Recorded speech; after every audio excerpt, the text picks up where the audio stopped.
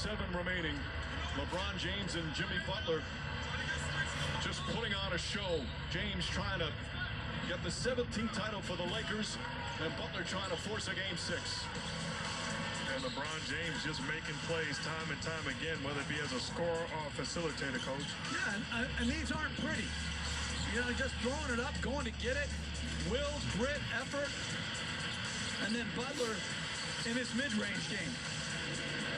Great job of setting screens, getting the guy who he wants on him, and then putting his foot on the gas pedal and scoring. Butler once again getting to the free throw line. He's shooting 91% in the finals, 42 of 46. He's hit all 8 of his free throws here tonight. Biggest free throws of his career. You know, Mike, during the timeout, Coach talked to me, and he said, one thing I do if I'm Eric Spoelstra is get Andre Iguodala in the ballgame. He is an elite defender, extremely high IQ, gives you the best chance, whether it be as a primary defender on James or as a helper. Butler 2 clutch free throws. The Heat back up by 1. And I'm not worried about the 3 being up 1. I'm coming to get LeBron James in a double team. It's going to be Caruso that has to beat me. Both teams in a penalty. Both teams 1 timeout remaining. James guarded by Butler. Posting him up, backing in, looking, kicks it out, pass deflected. Caldwell Pope for 3. No good. Davis on the follow, and he lays it in as the shot clock expires. Lakers up 1. 21 seconds remaining. They're going to review to make sure that the shot came before the shot clock expired. I think there's no doubt it did. Eric Lewis goes over and confirms it, says yes, basket's good. 28 points, 12 rebounds for Anthony Davis. And what a bad break for the Heat. Clearly got it off in time. You saw that yellow light at the top of the backboard after Davis said put it off the glass. The one thing Eric Spoelstra did, he took a timeout to get his play. But what it allows the Lakers to do is substitute Markieff Morris out of the game and put in another perimeter defender. I think I would have been more apt to just play it from there to try to get somebody that Jimmy Butler could go at. I'm in total agreement. Absolutely. You work on these situations, we're well aware of the action that they're going to run and who they're going to put the ball in the hands of. And there you see the reset. Heat out of timeouts. Both teams in the penalty. Lakers still have a timeout remaining with 21.8 remaining. For the Miami Heat, facing elimination right now. Their hopes of a title right in front of them. A chance with the ball down by 1. Meanwhile, the Lakers needing 1 stop to win a title. If I'm Jimmy Butler and the ball is in my hands, I'm not letting the Lakers off the hook by shooting a jump shot. I'm putting pressure and attacking the paint area. They kept Markieff Morris in. They've got to be able to get it in. And I think his mid-range shot, particularly if James is on him, may be his best opportunity. What drama here at the end of Game 5. Crowder will inbound. Robinson, Hero, Butler, and Adebayo out there for Miami. And if you're Hero Robinson, you got to put yourself in position, be ready to catch and knock down a shot. Into the hands, of course, to Jimmy Butler. Butler goes to the basket. Layup won't go with a foul. That's exactly what I was talking about. Don't let them off the hook by taking a jump shot. You can't end your season that way. Solid screen by Crowder, turns the corner, gets the contact, and going to the line to put his team up 1. And everybody talks about verticality. That's not vertical. You see where Anthony Davis started his jump and ended his jump. He jumped into him. That's a good call. Third foul on Davis. Butler with a remarkable ability to get to the free throw line. And connects again. 34 points for Jimmy Butler. You see where Davis takes off? Jumping to his left. And no timeout. Or will they take a timeout if you're LA? It looks like they will. Butler Clutch free throw after clutch free throw. Heat up by one, but still plenty of time remaining as the Lakers will take their final timeout with 16.8 remaining.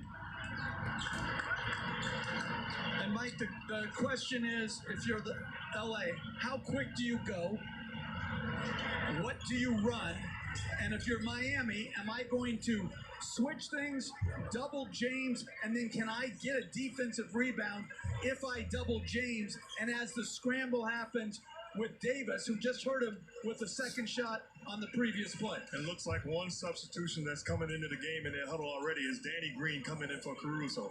It spreads the floor, and it gives you a better chance to make them pay the price if they double team LeBron James. And to me, a 2 beats you or a 3. I'm not going to worry about the 3. I am going to get that ball out of LeBron James' hands.